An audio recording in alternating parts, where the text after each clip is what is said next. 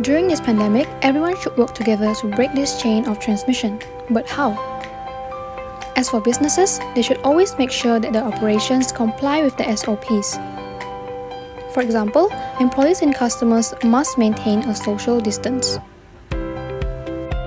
You need to clean and disinfect all surfaces and objects. Remember these 4 steps: wipe, spray disinfects, wait for 20 seconds, and then clean. Measures of government during COVID-19. The government provides Malaysia with free COVID-19 vaccine. High-risk groups are given priority for vaccination. Imposes penalty for COVID-19 SOP violations. For example, individuals that fail to wear a face mask for the first time are being penalty of 1,500. Individual responsibilities during COVID-19. Self-quarantine. Stay at home if you are feeling unwell or have been in close contact with a COVID-19 patient. Everyone should get a COVID-19 vaccine. Getting the vaccination will prevent you from getting coronavirus. Let's fight the COVID-19 together.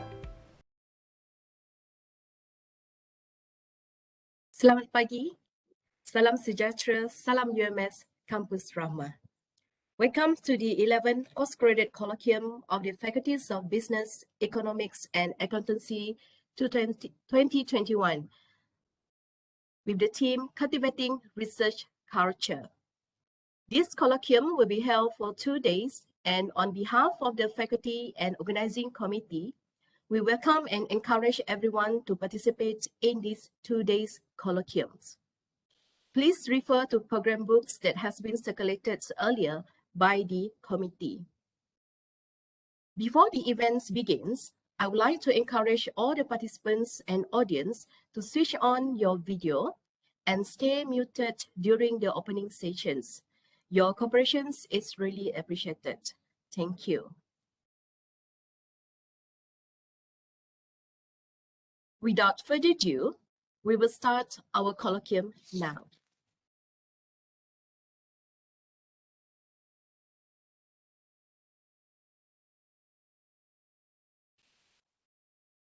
Dr. Arif Kamisan Pusiran, Deputy Dean of Students Affairs and Postgraduates, Faculty of Business, Economics and Accountancy, Universiti Malaysia Sabah.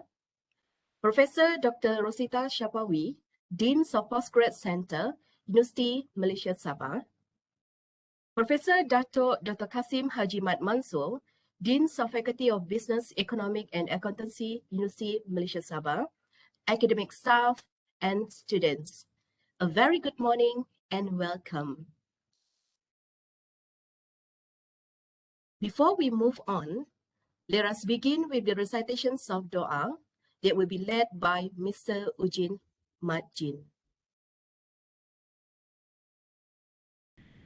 Bismillahirrahmanirrahim. Alhamdulillahillazi bini'amatihi tatimmu salihat. Wassalatu wassalamu ala rasulina al-amin wa ala alihi wa ashabihi ajma'in. Ya Allah, Ya Rahman, Ya Rahim. Sesungguhnya kami berhimpun pada pagi ini menadah tangan bagi menyatakan kesyukuran di atas kurniaan-Mu yang tidak ternilai. Jadikanlah kami hamba-hamba-Mu yang sentiasa bersyukur sama ada nikmat yang sedikit, lebih-lebih lagi nikmat yang melimpah ruah kepada kami. Ya Allah, Ya Ghani, Ya Hamid, berkatilah dan rahmatilah program Colloquium Pasca Siswaza FPEP 2021 pada pagi ini. Semoga program seumpama ini mampu memberi manfaat yang berguna, bukan sahaja kepada peserta, bahkan kepada masyarakat, agama, bangsa dan negara. Rabbana atina fid dunya hasanah wa fil akhirati hasanah wa qina azaban nar. Wa sallallahu ala sayyidina Muhammad wa ala alihi wa sahbihi wa sallam. Walhamdulillahi rabbil alamin.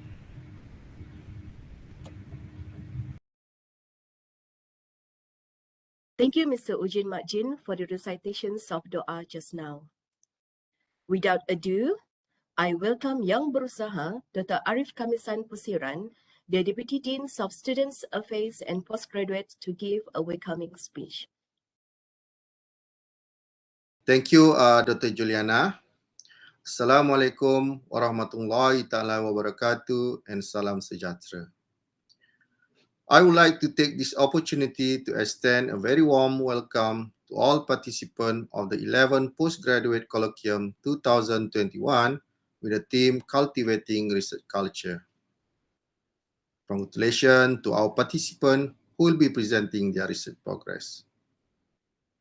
The high quality of the researcher abstract herein reflect thinking and focus on a journey to become expert in their particular field. Their contribution make this colloquium an outstanding event and a showcase of the strength and focus of research carried out by the postgraduate student at FBEA. This academic activity has continually improved since its inception in 2009. The current colloquium took a step further by applying the 3-minute thesis or 3MT style of presentation, where presenters are given 3 minutes to present their research. It is hoped that this approach can polish the presentation skills of our postgraduate and to prepare them for their thesis examination presentation. The current colloquium also serves as an intersection of knowledge for postgraduate students at the faculty to get fresh ideas and gain new information in the relevant field. Feedbacks received from the audience as well as panel are essential to developing good academic research. I wish to express my sincere gratitude to our distinguished speakers and colleagues who have agreed to chair the panel session, as well as supervisors for their time to attend this colloquium. I would also like to acknowledge the contribution and effort of the organizing committee. This colloquium would not be possible without the combined collaborative efforts and enthusiasm of individuals from FBEA. Last but not least, I hope that this kind of academic activity will continue to flourish in the future, widen our relationship, academic network, and develop individuals for the faculty as well as society in general. Thank you.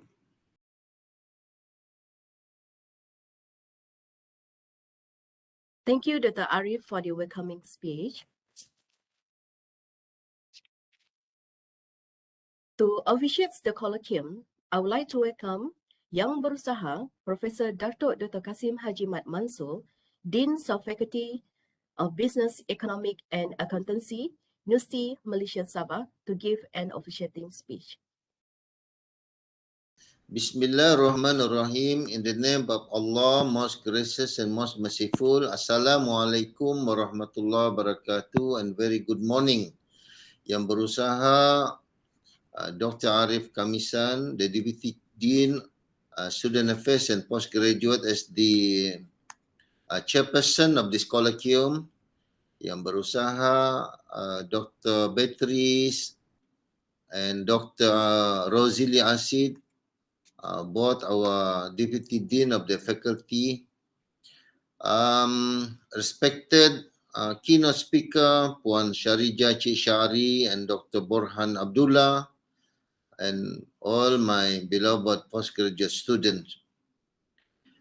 I'm delighted and honored to have this opportunity to welcome all participants to the 11th Postgraduate Colloquium 2021, organized by the Faculty of Business, Economics and Accountancy. The theme of the colloquium this year is Cultivating Research Culture, and it corresponds with the current situation, and we are in the process of recovering due to the COVID-19 pandemic.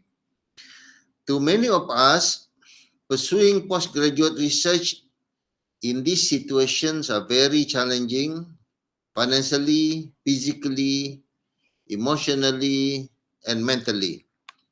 This event therefore aims to bring our postgraduate back together in communicating their research experience to colleagues and lecturers in the faculty.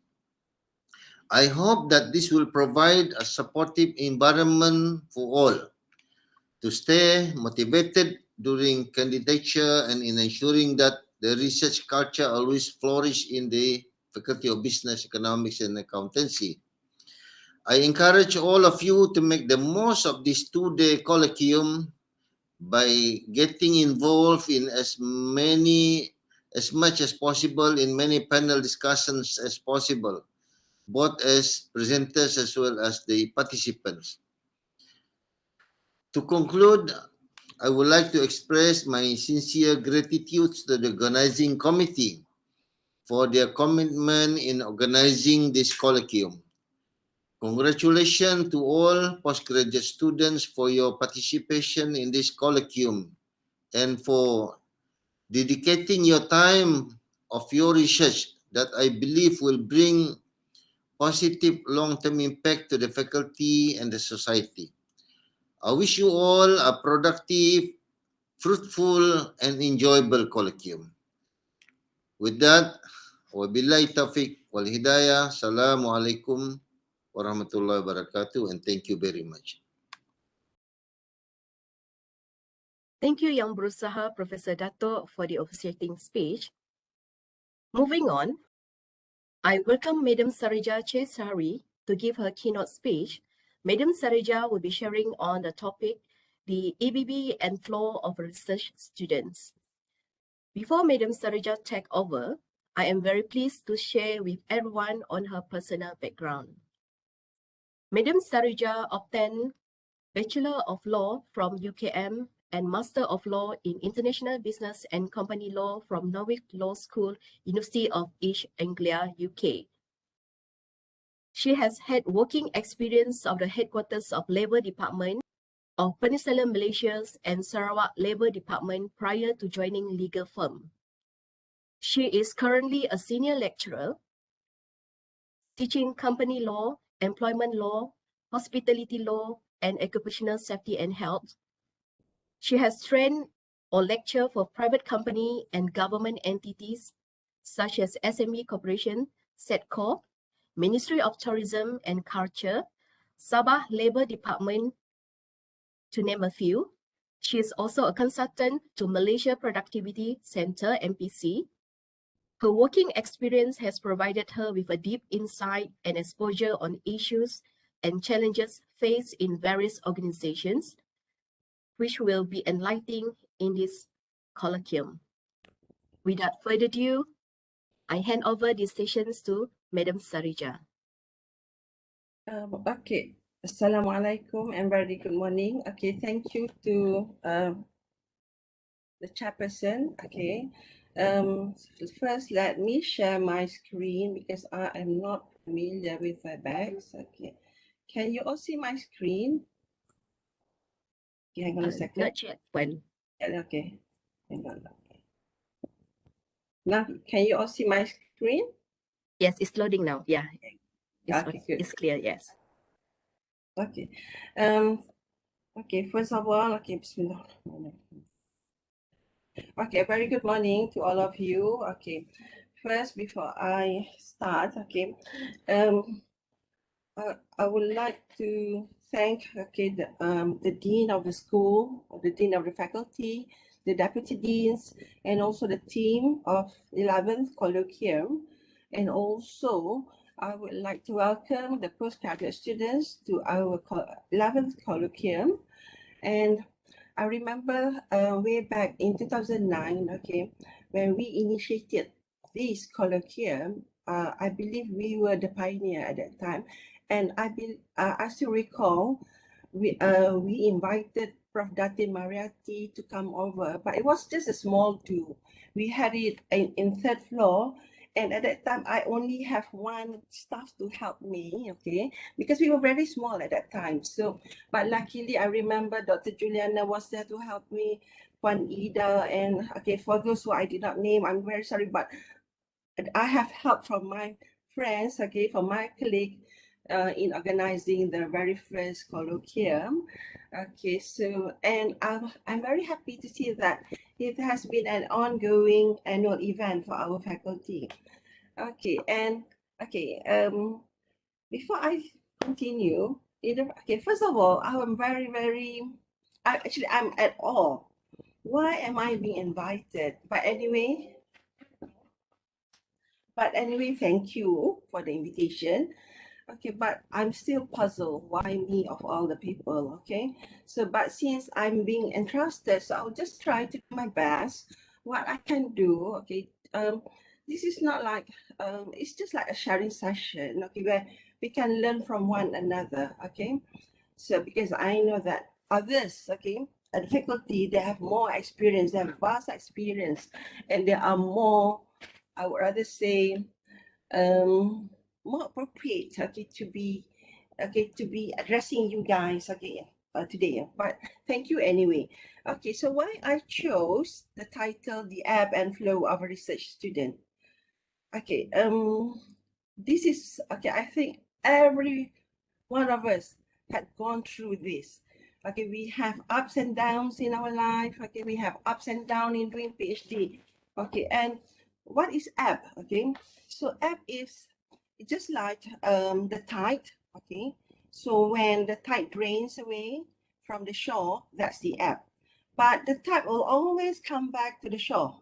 So that is incoming. Okay, that's the incoming phase when the water rises again. So I believe that's very, very apt, okay, to portray the life of a research student.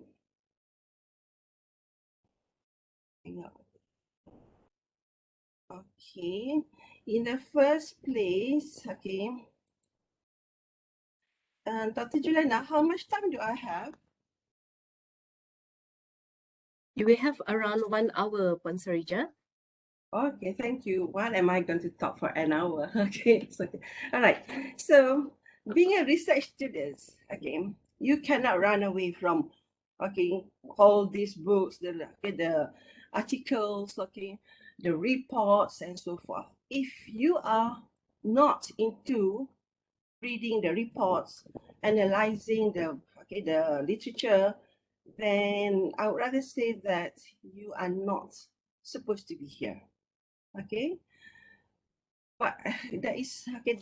That's why a picture here, okay, is worth 1,000 words. Okay, so and that leads to my next slide. Let us be honest. Why are you all here? Okay, the postgraduate students. Yeah, I'm not referring to my colleague. Okay, so why are you here? And why do you pursue for your master's or PhD? And are there any shortcut or leeway? And what is the catch for being a master's and research student? Second, so what's the catch for it? Okay, and what is the reward towards the end of our journey? Okay, so these are these are the points that I would like you guys to ponder. Okay, just give like a few minutes to ponder. Why are you here? Okay, are you here because your parents, okay, for those who are still young, the young ones, is it because you are forced by your parents? Or is it because there are no jobs available? Or is it because you, okay, okay, I mean, you know where your career path is going, so you would like to be part of it. And for the not so young ones, okay, if I think there are many who are not that young ones, okay. So again, coming back, okay, to the same question, why are you here? Because the not so young ones, okay, most of you have your family, okay. So I'm not trying to say that family is a burden, okay, but it adds flavor to your PhD journey, okay, unlike the young ones, those who do not have family commitment. Okay, is there anyone who forced you to study at a gunpoint? Okay, so I don't know the answer. It's you who's going to answer this, okay? And again, okay, why do you pursue and so forth? Okay, so we will go one by one, okay? So hopefully that there will be some lesson learned from my talk today. Okay, this is okay. Okay, this is okay. I got it from Postgram. Okay, so this is a typical PhD brain. Okay, and for my colleague, okay, those who have already earned their doctorate, maybe you can concur with me, or you can even refute, or you can even rebut. Okay, what the the slide was trying to say. Okay, but here, okay, when we embark our master's or PhD journey, okay, so when we embark, hello, is there anybody wants to ask question? Okay. Okay, so this is the very typical PhD or I would say PhD including masters by research. Yeah, so we have now let's see, our social life will be at it's just a tiny dot, because once we have committed ourselves to PhD or masters by research, therefore we have to really manage our time. So part and parcel of our trade is our social life. Okay, and see the bulk here is our thesis. Our thesis preoccupied most of our brain. Okay, in Malay, makan ingat thesis, tidur ingat thesis, semualah ingat thesis, macam bercinta. Okay, I believe that's what you are facing now. Okay, so and then then you have to some of you will resort to caffeine to make you asleep. Okay, but for me, I don't believe in that because I don't take coffee. Okay, but there's no harm if you want to take coffee, then by all means. Okay, but for me, what I deprive most is my good sleep. Okay, because I always go to sleep very early in the at night. Okay, I normally go to sleep at 9 p.m. But when I'm pursuing for my PhD, I have to sacrifice a bit, but I cannot stay up too late. Okay, because it will affect the day of the next day. So now, apart from that, when I first came back from UK, when I was appointed as the postgraduate coordinator, so I remember at that time, Prof. Datuk Kasim was the then dean of the faculty. So when he appointed me again, I was at awe. Why me again? So I noted that there was no lounge for the postgraduate students. There was no postgraduate room and so forth. Okay, so I told Datuk Kasim that if I were to hold this post, I would just like to ask Datuk at that time. I'm not so sure, not Datuk. Okay, and whether Datuk is Datuk already. Okay, so I would like the dean to consider to spare a room at least for the postgraduate students. Alhamdulillah, I did not even get a room. I get the whole floor, the third floor for postgrad students, and also Dato assign one postgraduate room for the ladies and the other one for the gentlemen. Okay, and it remains until now, even though we are facing shortage of lecturers room. Okay, and why I go for that? Why I ask that from Dato? Because if you are doing masters or PhD by research, you are very lonely. It is such a lonely journey. You are on your own. Okay. So, and especially many of you are doing on part-time basis. Okay. So you do not have the chance to meet other students. Okay. But for those who are full-time, at least you can make use of the rooms. Okay. That the faculty have provided. Okay. So I believe the room is one of the way for you to motivate one another, for you to compete healthily with one another. Okay, so Because I learned this through my experience, whereby I was so lonely in the UK. Okay, despite the law school was one of the top 5, but there was no such facilities. Okay, and what if you want to, okay, doing masters or PhD by research, we refer to a lot of books.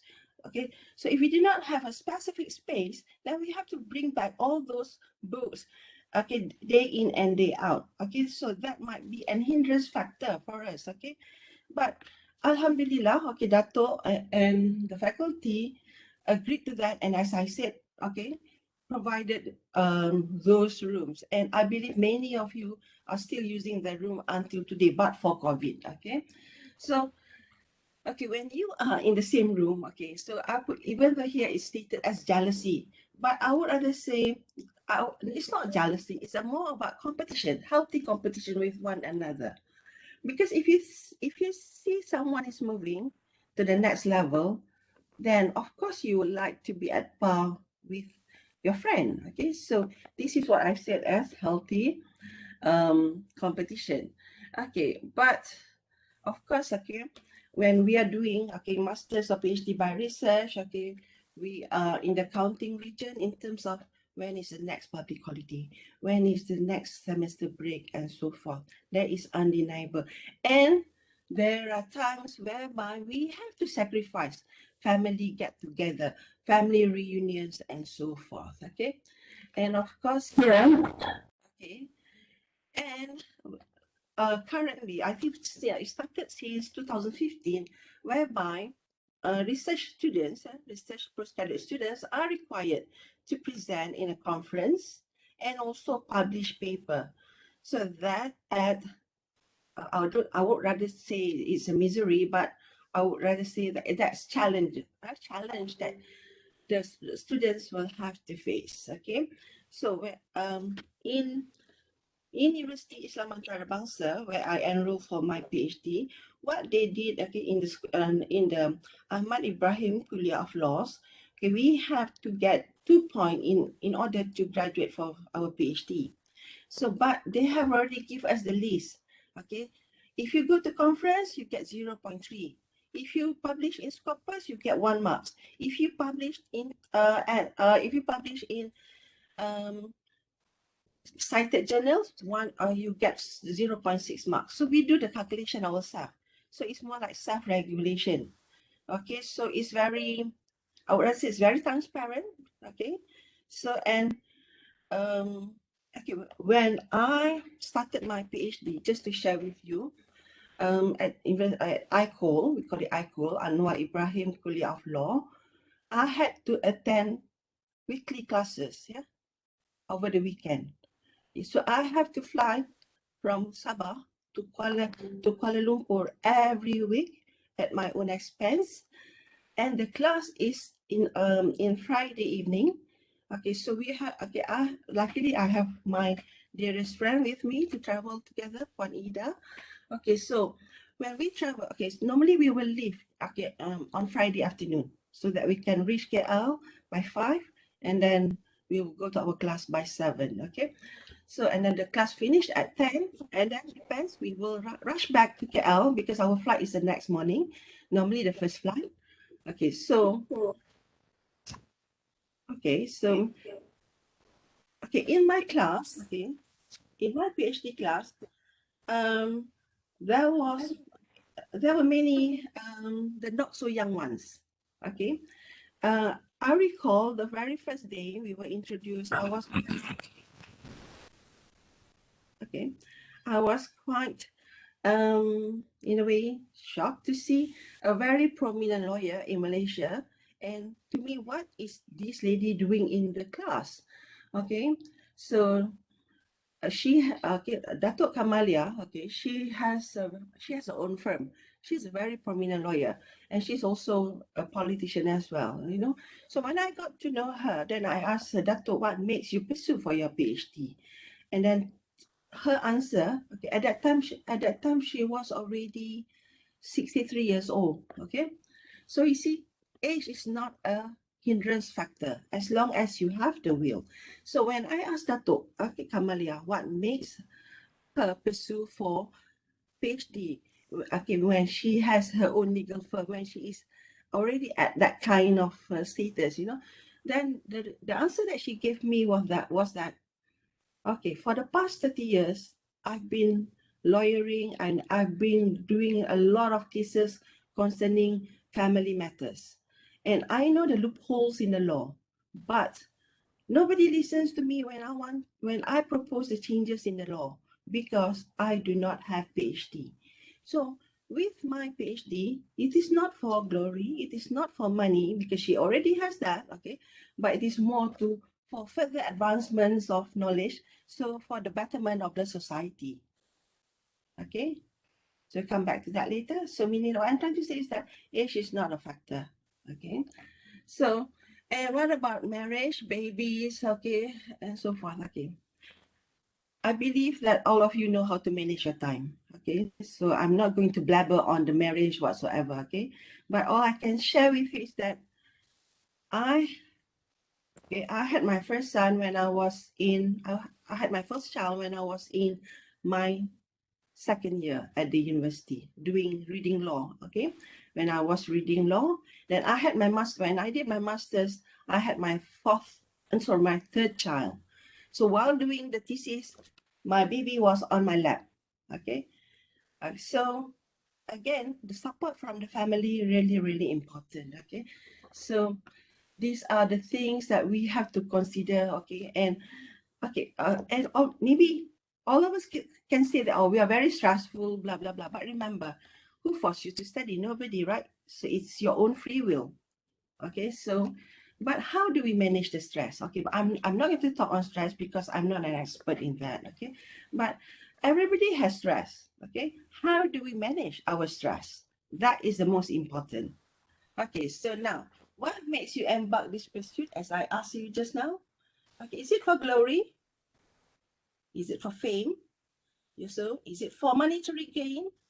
Or is it, okay, when it comes to fame, okay, would you be very, how should I put it? When you have your PhD title, would you like to flaunt it to everybody that, hey, look here, I'm a PhD holder. So meaning that I am above everybody, I'm very clever here. If possible, okay, I would like to have it stamped on my forehead that PhD. Okay, so if people did not address me as PhD, then I will start to, I'm doctor, please. Okay, so is that what you're looking for? Okay, so the answer is, as I said, from time to time, is only you. But I believe, okay, from the religion perspective, okay, for the Muslims, okay, we are required to seek knowledge, okay, until our last breath. And we are, okay, even our prophet said that, tuntutlah ilmu sampai ke negeri China.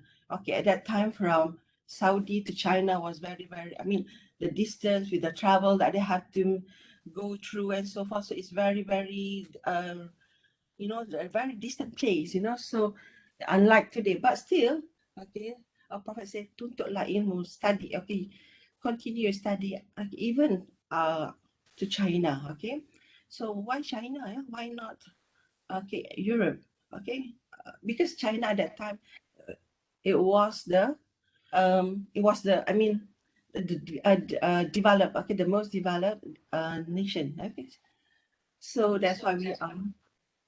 Okay, so now monetary gain. Okay, it's no doubt that when we have your PhD, you will, okay, the monetary gain will come along. But I would just like to share with you the ugly fact of Malaysian PhD. There are many Malaysian PhD now who's without job. They are jobless. Are we going to be having problems like what India and, okay, Bangladesh maybe is facing?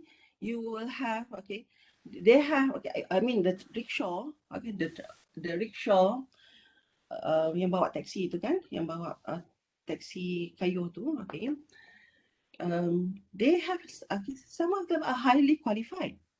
Okay, but there are no jobs available, so that's why they have to resort to job that is below their qualification. They are underpaid and also, okay,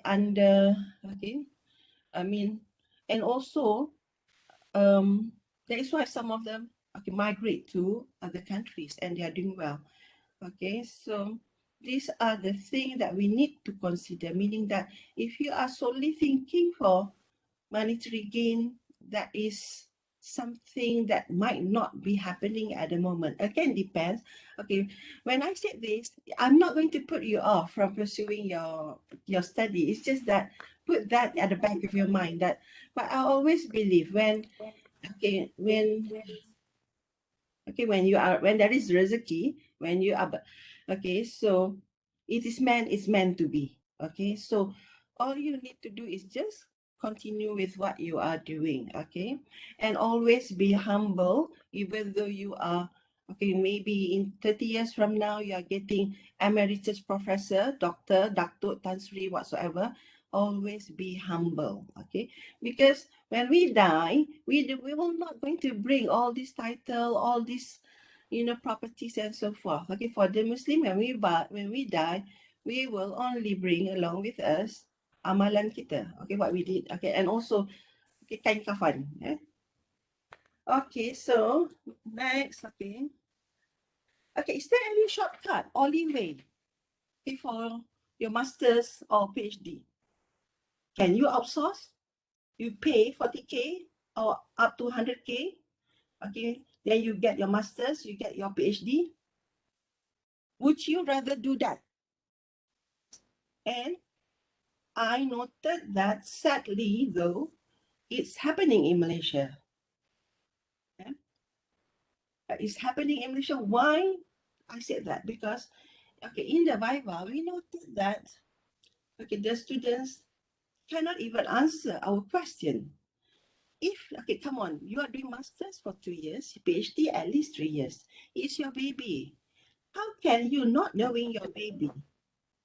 Okay, so, but I know, the outsource, there are many, some of these people, who are doing thesis for others because they do not have jobs. They might be PhD holders, but because they are out of jobs, so in order to get by, on month-to-month basis, day-to-day basis, so they have to resort. But this is very, very unethical. Very unethical. So it's your integrity is questionable, and if you're Muslim, rezeki yang you dapat dari sini tidak akan berkat. When you talk about rezeki, it's not about your pangkat per se, it's not about your job promotion per se. Rezeki comes in many forms. It could be your happiness, it could be because of your health, good health. You have good you have a happy family, happy workplace, and so these are all rezeki also.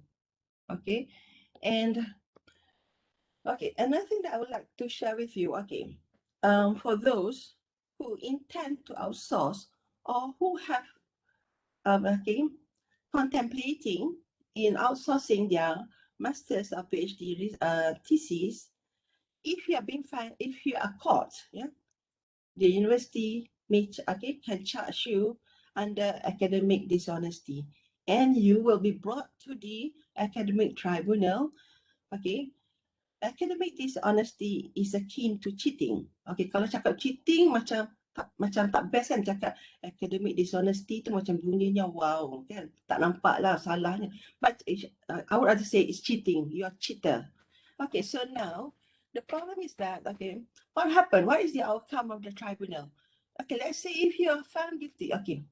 When you talk about plagiarism, so coming from legal background, we do not quantify what amounts to plagiarism. We don't say 20%, 30%.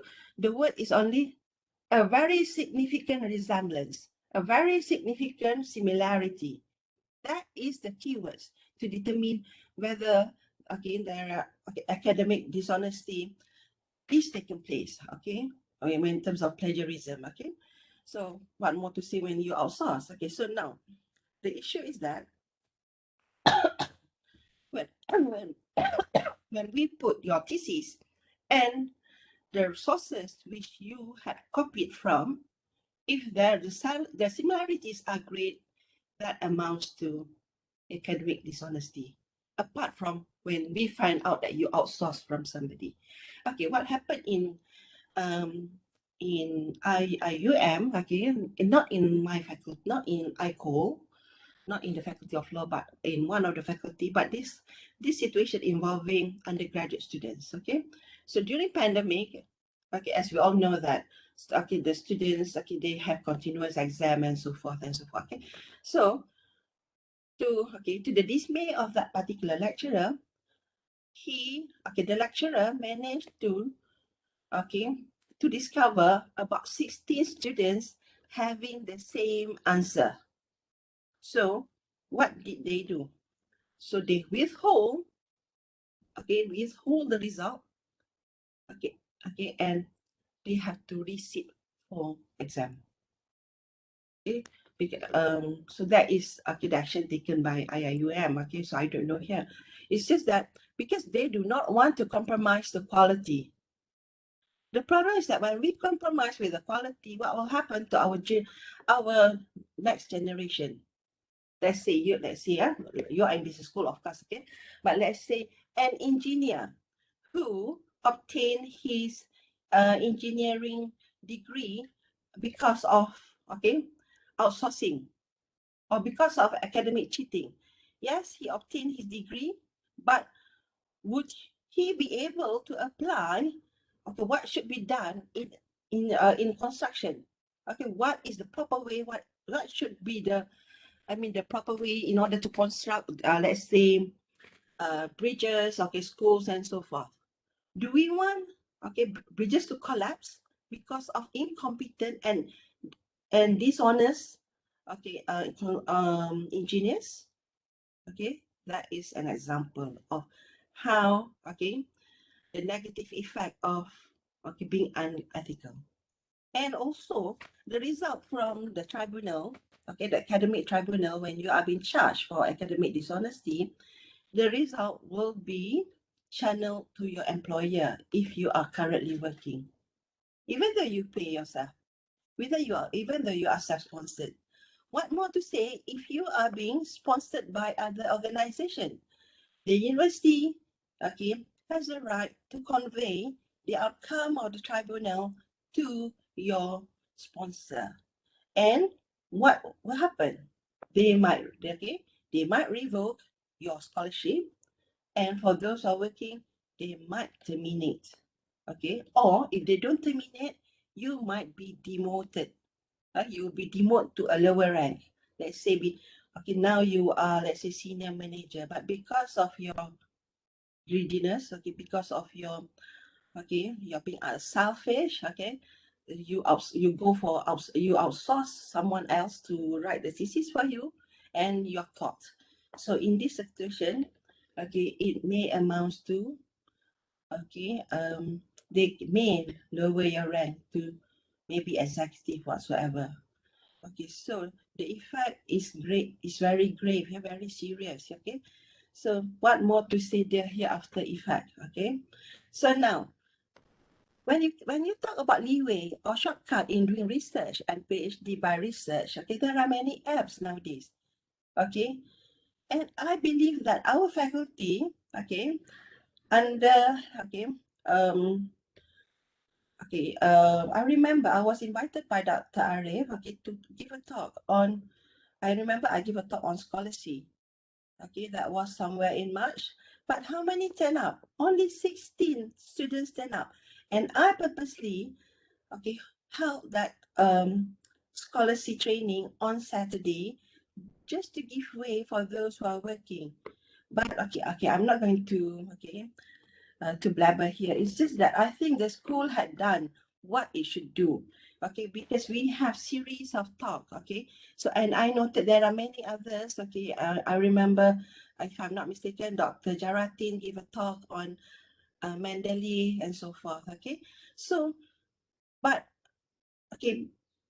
how many students actually turn up? Do you value or not the hard work of Dr. Arif and Puan Elizabeth and the speakers? Okay, so please, whenever Dr. Arif arrange for the talk, even though there is no term as, you do not find wajib hadir. I noted in Malaysia, Okay, because you are being ingrained since you were young that you only turn out for talks whatsoever when there is a word wajib hadir, compulsory. Only then you turn up. If there is nothing, then you say, Allah, it's okay. We don't have to come. It's not compulsory. But if you really, really, okay, love knowledge, you will attend regardless. Okay, even though it is not compulsory. If you really love knowledge, okay, that is how you gain knowledge. And furthermore, it's free.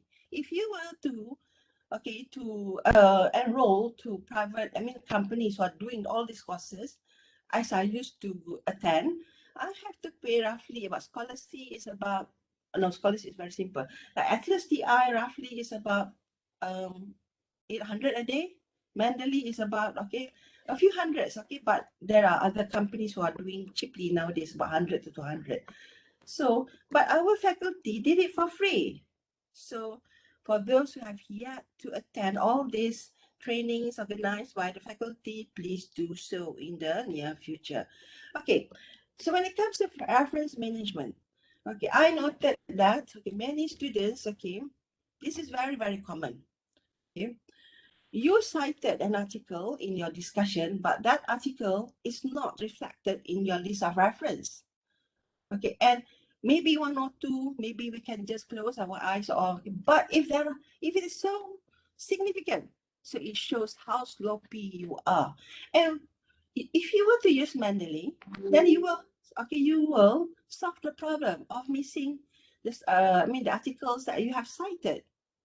Okay, I use EndNote. Okay, I bought the software. Okay, EndNote. Okay, but because EndNote is more friendlier to law students. Okay, so now, okay, so please make use of this, okay, apps. So when it comes to literature review, okay, so I use Scholarly. Okay, Scholarly, okay, is about, okay, how many? Normally, I will subscribe for like 3 months, 120 ringgit for 3 months, and it can be used like 2 or 3 users, okay, under the one account. So it's not that expensive. Okay, I know you can get it from Shopee, but the problem is that when you purchase from Shopee, you will be together with, okay, people who are unknown to you. That's why, okay, you will I noted my RA, okay, she bought it from Shopee. And then when I look at her scholarship, then I said, what is this? They said, oh, because this is a cheap one. So everybody had leave a message saying that, please do not delete. This is okay, this is Lily's Lily's library. This is Amina's library. This is, okay, Sheila's library. But, okay, but I think from Shopee it's only about 7 ringgit. Okay. So, okay, if you get together with 2 or 3 of your friends, okay, then, okay, you subscribe for scholarship. Now, at the beginning, when you do literature search. When you do literature search, you,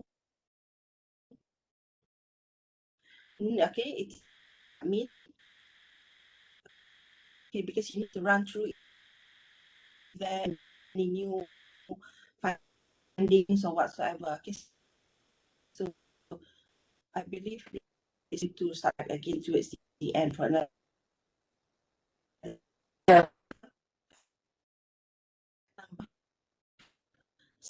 Scholarship,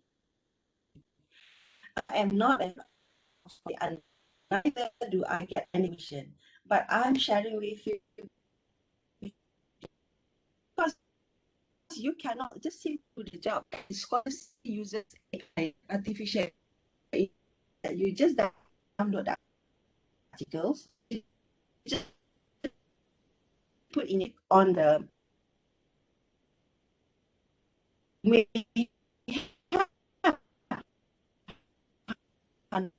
say if you're doing PhD. But for you to read 100 articles within a short time is very things to save, to paste, yeah? You need to sieve your materials. So how do you sieve it? By going through scholarship. So when you, maybe out of 100, you go through, but you still have to read methodology used. What are the findings? What are the recommendations? you still need to read what Scholastic had done for you. Then you need to say, okay, this one I want to use what I want to. So if you decided to use a particular, then you have to read it on your own. There's not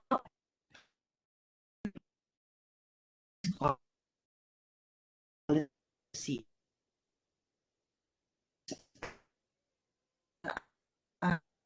And I share with attention to brand.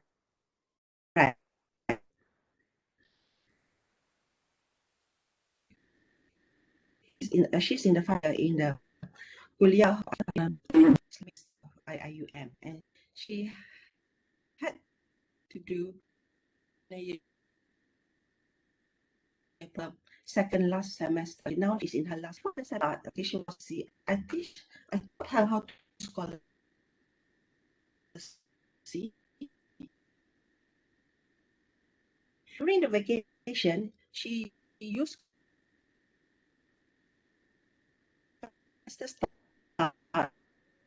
proposal. Okay, there was only 16 students. So when she presented her supervisors and had to redo their proposal. And after thanked me for sharing with her how to use Scholastic.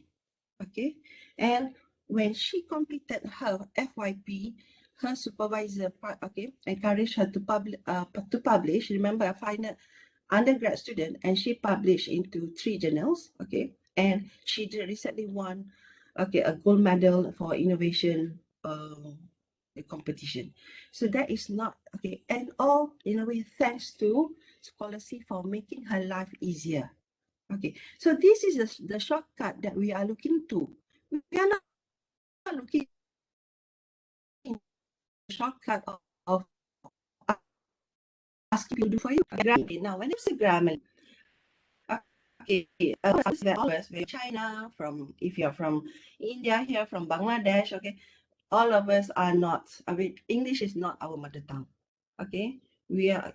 I mean, we have our own dialect or our own language. Okay, so English is mainly our second or third language. Therefore, please use Grammarly. And Grammarly, okay, if you do not want to pay for Grammarly Premium, it is sufficient for you to use the freely available Grammarly, and you will find where it's very helpful. And I forgot to mention, okay, there is another one, Quillbot. Okay, I'll put it here just in case. I think the young ones will know this, but the not so young ones, maybe they are not familiar. Okay, let me write for you, then I will. Okay, okay. Are you all okay?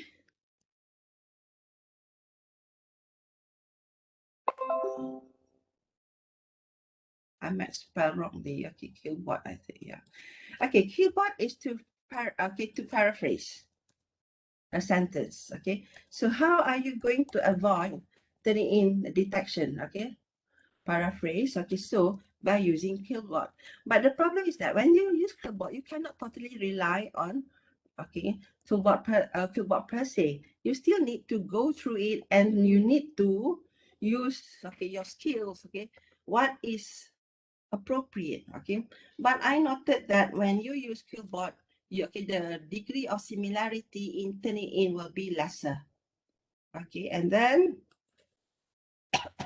for data analysis, okay, since I am qualitative person, I am not in the position to talk on the on the software for quantitative. Okay, but all I know is how to mention. Cakap saya tahu SPSS.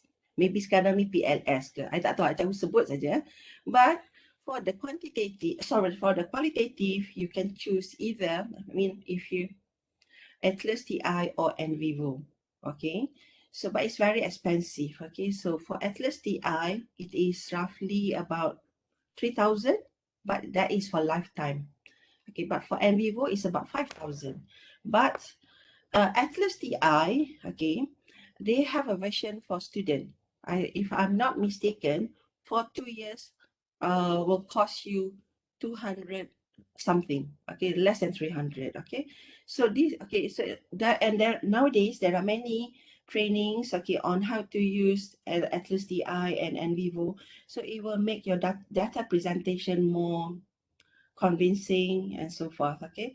But maybe for the okay, some of us, okay, who are not familiar with this, they prefer to use a reliable tools that have been used, okay, since, okay, forever, that is Excel. Okay, so we use Excel only. So that is, it does not matter, okay, what I mean, just use anything that you are comfortable with, and of course to detect similarity. Okay, I was informed by the library that in UMS, okay, there is restriction in terms of using turning in. I do not know whether turning in for postgrad students are different or not from undergrad. For undergrad, okay, I was informed that UMS only purchased license for 2,000 students only. That is why my undergrad students have problem into getting to the turning in, so they have to wait until someone, okay, leave, or someone, okay, leave the in, okay, meaning that unregistered from the in, only then they can register themselves, okay. So that is beyond our control, okay. So, but perhaps postgraduate, the center, the CPS, the Center for Postgraduate Studies, perhaps they have the thing in for, okay, to cater the masters and PhD students, okay. So you may bring it forward and suggest to Dr. Arif if you need to.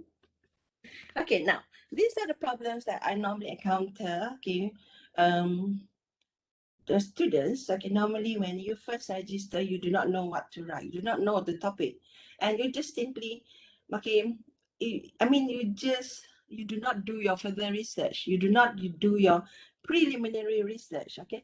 That is why you cannot find what is the gap in the study, okay.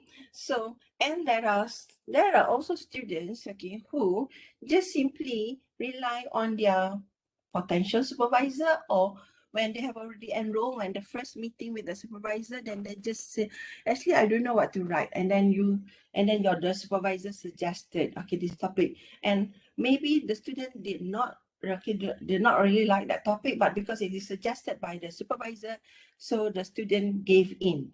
So in my opinion, that is not good, because if you do not have interest in that topic, so you will find trouble in completing. Okay, but when it comes to completion, there are other factors as well. There are a lot of factors. Okay, so the gap in the study. So how do you know? Okay, because you have to read and read. Okay, so, and also of course with the use of the scholarship and so forth. And another thing that I noted is that, okay, the master's or PhD level, it is no longer like undergraduate. Okay, but year in and year out, I noted that, sorry to say, that there is a decline in the standard of our postgraduate students, okay, whereby you just sort like behaving like undergrad students, whereby, let's say, in your essay or in your proposal defense, okay, when it comes to literature review, you just say, let's say now you are referring to 5 articles.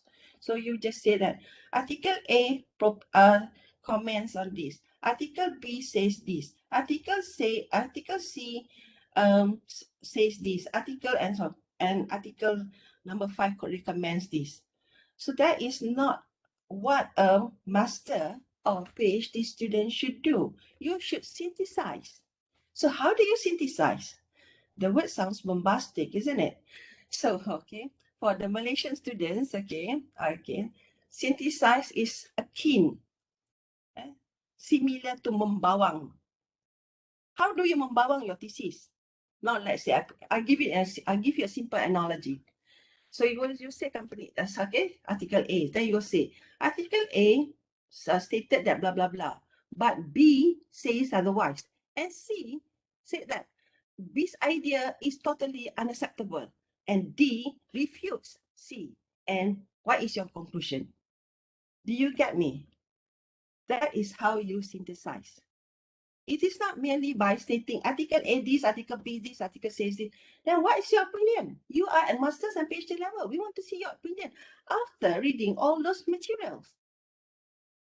Okay. let me just give you an example. Okay. Okay, again, I'm not bragging. Please, please, please. I'm not bragging. I'm just sharing. Okay. Okay, let's say in my area. Okay, so I'm doing my PhD in safety and health. Okay. So I quoted articles, okay, of course from overseas and from Malaysia, but of course, when it comes to safety and health, there are not many literature from legal background. Okay, so now now I refer to let's say Laxman. Okay, Laxman, she did a research in manufacturing in Johor Bahru. Okay, my research is in SME manufacturing in Sabah. Okay, but when I read Laxman's article, she was doing something on manufacturing, but she did not say anything about SEMA. She did not say anything about USH. She did not say anything about Nadaport. She did not say anything about class. Okay, you don't have to know this. These are the abbreviation for the regulations used in manufacturing. So that is where I come in. I said that, in Laxman's study, blah, blah, blah, blah. However, there is a shortcoming in Laxman's study whereby Laxman did not even discuss on the application of class or use regulations, whereby class and use regulations are very pertinent in manufacturing. Okay, I hope it makes sense to you. Okay, so and then another thing is that, I just give you another example. So when I go through, if is there anybody from DOSH here or from NIOSH, from SOCSO, or is there anybody doing safety and health here? Then you might be able to understand what I'm trying to say. So when because I'm doing social legal, yes, social legal study whereby I use the legal doctrinal, the legal method, meaning that reading through the cases, reading through the acts and so forth, and how do I apply that, to answer the social, by using social sciences approach. Okay, so meaning I use interview, and from the interview, how do I apply it? Okay, how do I reflect? Okay, with the regulations. Okay, how do I compare with the regulations? So when I look at Occupational Safety and Health Act 1994, Act 514, and I was always wondering why there was no director. Why I've never came across a director being sent to prison for any non-compliance of OSHA. They were always being compounded in terms of monetary form. And the highest, it is the highest so far, because it is going through the amendment. It's now going through amendment. So far, because it's not been gazetted yet. At the moment, the highest penalty is only 50K. So what is 50K to a big company whereby the staff, the employees, succumb to death, whereby the employee lost their limbs? 50K is nothing. So then when I embarked this journey, then I look from study, then I noted where the culprit is. Culprit lies in section 6. In section 2, 50, and 56. Because in that section, in section 56, it clearly says that if the body corporate is found guilty, but they cannot be sent to prison. Of course, the body corporate cannot be sent to prison, but the director can be sent. So the director is an alter ego of the company. So I think was it before COVID, the director of research, for DOSH, asked me, requested me to see him, and we had discussion on this. This was before amendment, yeah? This was before amendment was made. So I told him about the culprit, so that is the novelty of my research, that we have to do away section 56, because we have to send a lesson that the director should be sent to prison instead of just being compounded with monetary form. And to my surprise, the director of DOSH, who used to be the director of DOSH Sabah, and at that particular time when I met him he is the director of DOSH of research okay, for the whole Malaysia. And then he was so shocked to hear that I had to explain to him, okay, what does it mean by body corporate, and I had to explain to him, okay, about separate legal entity, about the doctrine of attribution. I had to explain to him that the company it is incorporated, the company is an artificial legal person. So the directors should be sent to prison, as what happening in the UK. So Excuse me, Pan Sarija. Yes. Yeah, I'm so sorry, Pan Sarija. You have 5 more minutes to go. Okay, so because of that, Section 56 is done away, okay, in the amendment. So that is our contribution, which is not in the form of money, okay. So now, in terms of proposal defense, please do not use that as a note-taking session. You need to defend, but you need to defend in such a good manner. So you may say, if you disagree with your examiner, you just say that I beg to differ. Okay, so that sounds nicer. So now, this is the issue in terms of plagiarism. I'm not going to detail. It's just that there are two views. Okay, this is based on the case of Hand versus Mashad. Okay, this is US case. Okay, so it is not binding upon us. So don't worry. Okay, so it says here that it says that university shall have the inherent authority to revoke an improperly awarded degree. Okay, so and then the second point of view is that between the students and the university, it is based on law of contract. So meaning that the degree was awarded only upon the fulfillment of certain requirement, and academic dishonesty is not one of the terms. Okay. So now, where are you now? Are you in the app? Are you in the app or are you in the flow? It's only you who will have to answer. Okay, so now let's look here. This is the proposed, okay, this is at the beginning of study, and now maybe some of you started to lose your hairs already, okay? So now, the conclusion.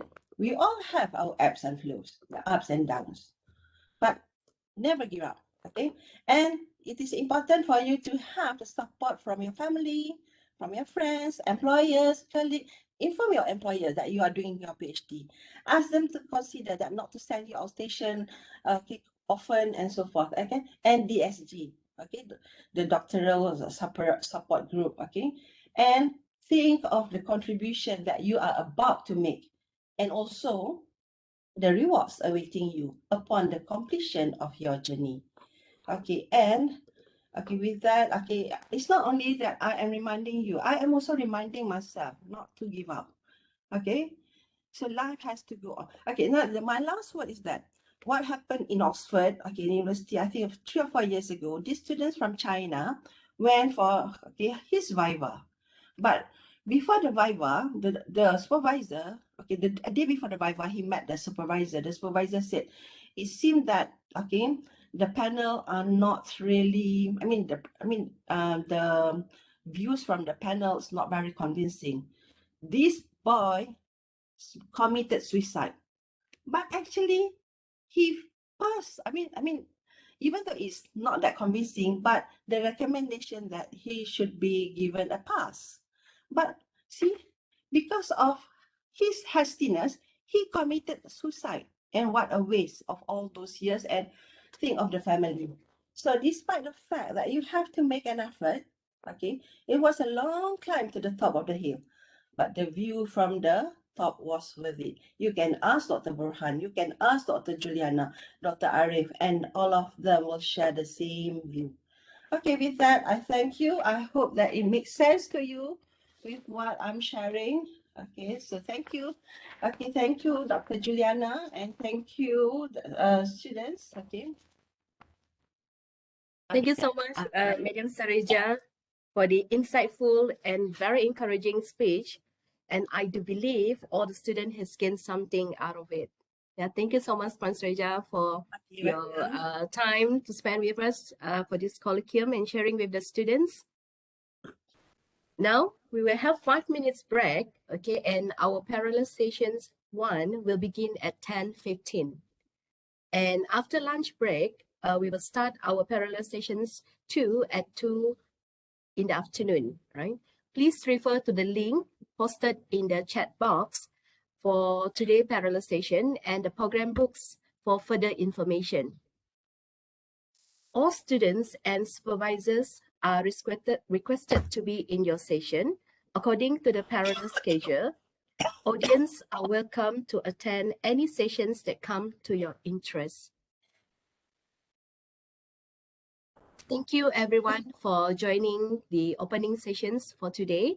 We are glad everyone could spend your time, be with us this morning, and we hope to see you guys in the parallel sessions in 5 minutes times. Thank you so much.